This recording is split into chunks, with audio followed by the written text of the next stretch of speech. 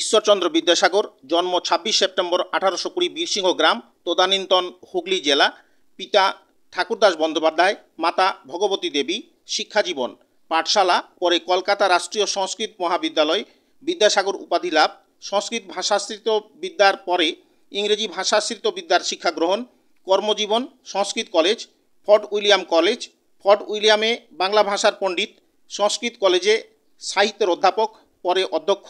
১৮৫৭ এর নভেম্বর থেকে অন্তত ৩৫টি স্কুল স্থাপন। সমাজ সংস্কার: বাল্যবিবাহ ও বহুবিবাহ রোধ আন্দোলন, স্ত্রী শিক্ষার প্রসার ও বিধবা বিবাহ প্রচলন। সাহিত্যকৃতি: বাংলা গদ্যের আধুনিক রূপদানে তিনি সেনাপতি, বর্ণপরিচয়, বোধোদয়, কথামালা, আখ্যানমঞ্জরি প্রভৃতি গ্রন্থ রচনার পাশাপাশি অনুবাদ গ্রন্থ বেতাল পঞ্চবিংশতি, শকুন্তলা, সীতার বনবাস, ভ্রান্তিবিলাস ইত্যাদি। মৃত্যু ২৯ জুলাই ১৮৯১।